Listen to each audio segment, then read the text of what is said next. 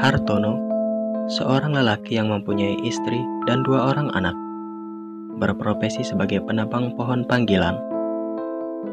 Hartono menggeluti profesi itu sudah sejak lama, yaitu kurang lebih sekitar 20 tahun lamanya. Tentunya dengan waktu yang sangat lama itu, Hartono bisa disebut sebagai profesional dan sangat mahir dalam urusan menebang pohon. Sudah tak terhitung lagi berapa pohon yang pernah ia tebang, mulai dari pohon yang biasa hingga pohon-pohon yang terbilang angker. Jangankan untuk menebang, orang di sekitar pun kadang tak berani melewati pohon yang angker tersebut.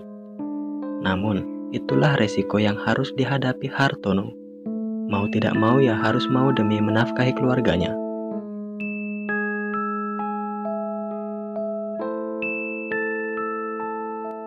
Satu pengalaman seram yang pernah ia alami, yaitu dikala menebang salah satu pohon yang terbilang sangatlah angker yang berlokasi di desa sebelah. Saat itu, waktu menjelang maghrib, 2 orang laki-laki menemui Hartono di rumahnya. Kedua laki-laki itu bernama Wawan dan Sardi. Mereka mengemukakan maksud dan tujuan menemui Hartono, yaitu meminta bantuan jasa Hartono untuk bersedia menebang salah satu pohon besar yang terdapat di kebun Sardi. Hartono yang memang seorang tukang penebang pohon mengiyakan permintaan mereka.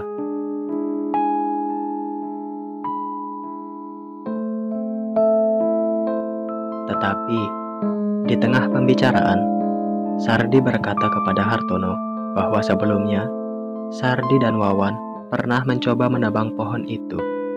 Tetapi saat hendak menebang pohon tersebut, Wawan tiba-tiba mengalami insiden kesurupan dan sempat berkata, "Jangan ditebang, ini rumah kami." Begitulah Sardi menceritakan kejadian waktu itu. Namun, dengan keyakinan Hartono tidak menanggapi serius cerita Sardi, dan ia tetap mengiyakan permintaan Sardi dan Wawan untuk menebang pohon tersebut.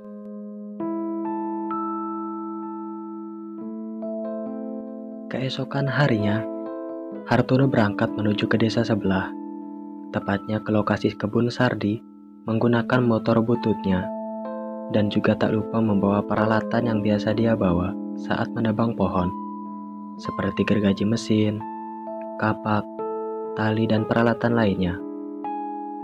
Tak lupa Hartono selalu berdoa agar dimudahkan segala urusan dan pekerjaannya, sehingga tidak terjadi hal-hal yang tidak diinginkan.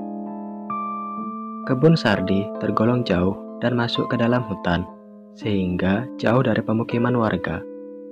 Namun setelah beberapa menit perjalanan, Hartono akhirnya sampai dan di sana sudah ditunggu oleh Sardi dan juga Wawan.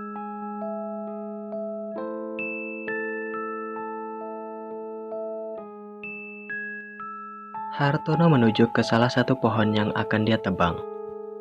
Nah, sesampainya di depan pohon, Hartono terkejut. Ternyata merupakan pohon asam dengan batang yang besar dan menjulang tinggi serta berdaun rimbun. Sekilas tidak ada yang aneh di pohon tersebut. Hanya saja, perasaan Hartono menjadi berubah seketika. Kakinya sedikit gemetar dan mengeluarkan keringat dingin. Sardi dan Wawan yang mengetahui hal itu mencoba menegur Hartono. Tetapi Hartono bilang baik-baik saja dan akan segera menyelesaikan pekerjaannya.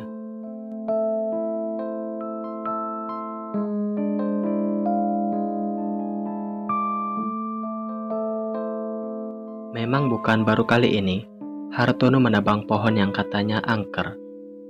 Tetapi hawa di pohon ini terasa berbeda, tidak seperti biasanya. Namun dengan selalu berdoa, Hartono mencoba berhati-hati memulai menaiki pohon asam tersebut. Dimulai dari menebang dahan atau batang pohon yang paling atas hingga ke bawah. Dia melakukan dengan sangat hati-hati dan dibantu oleh Wawan dan Sardi yang berada di bawah.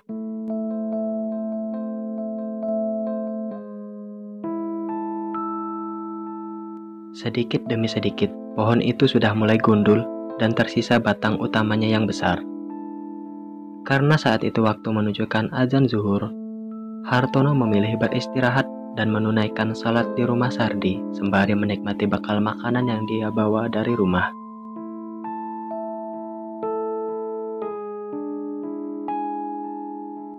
Dirasa cukup beristirahat.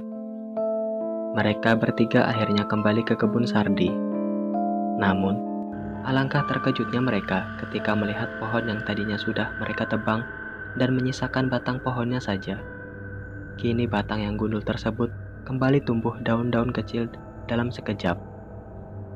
Sungguh mustahil itu terjadi, sehingga membuat mereka bertiga bengong dan ketakutan. Namun, Hartono mencoba menenangkan dirinya dan berdoa semoga hal ini segera selesai. Hartono mencoba kembali memulai menebang batang pohon itu dengan dibantu Sardi dan juga Wawan yang masih ketakutan. Saat Hartono mulai menghidupkan gergaji mesinnya dan langsung mengayunkan ke batang pohon, dan saat baru mulai menebang, tiba-tiba mereka dikejutkan kembali dengan adanya munceratan cairan menyerupai darah berwarna merah yang keluar dari batang pohon asam tersebut.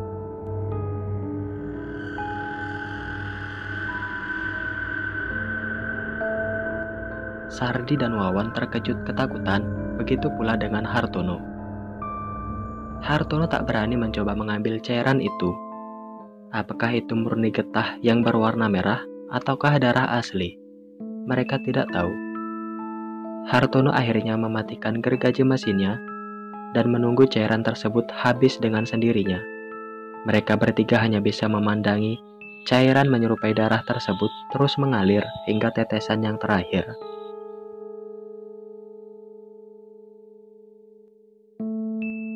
Setelah dirasa sudah habis, Hartono dengan keberaniannya kembali menghidupkan gergaji mesinnya dan mulai melanjutkan menebang batang pohon asam tersebut hingga benar-benar tumbang.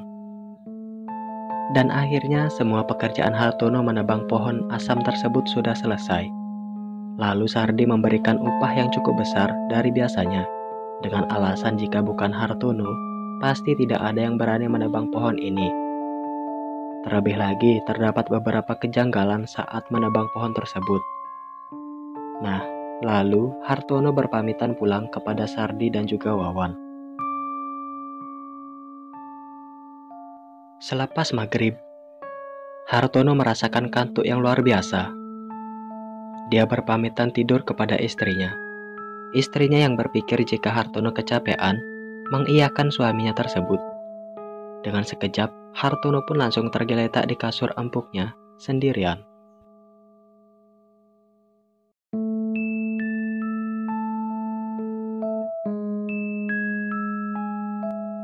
Tiba-tiba, mata Hartono terbangun, tetapi dirinya tidak bisa bergerak.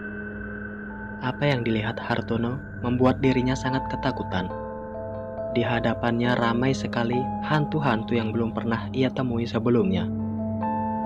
Mulai dari hantu yang berpenampilan seperti seorang guru dengan wajah yang sangat seram, anak kecil yang berdarah-darah, hantu tanpa kepala, kakek-kakek tua dengan wajah menyeramkan, serta wanita yang menyerupai wewe gombel.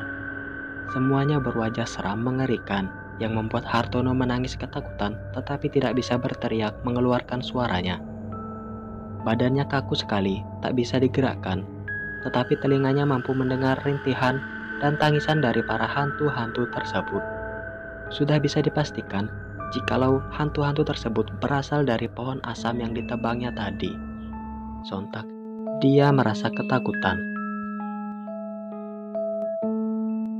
Dan tiba-tiba, semuanya menjadi hening sepi di telinga Hartono. Lalu dia mendengar suara langkah kaki seperti raksasa datang mendekat.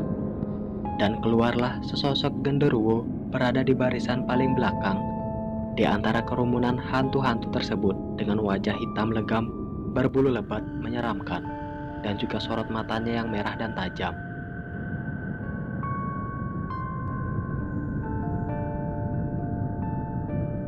Saat itulah Hartono tak bisa menahan semuanya. Lalu dia mencoba berteriak sekeras mungkin agar ada yang mendengar.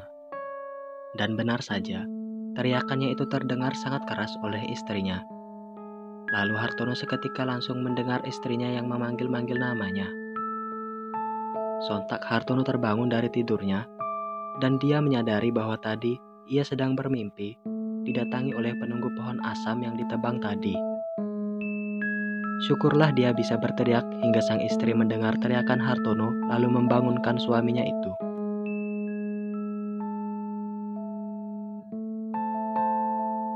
Malam itu juga, Hartono berpamitan kepada istrinya untuk pergi ke rumah Sardi. Sesampainya di rumah Sardi, dia langsung menceritakan perihal mimpinya tadi. Sardi sempat terkejut, dan Sardi langsung menceritakan perihal pohon asam tersebut kepada Hartono.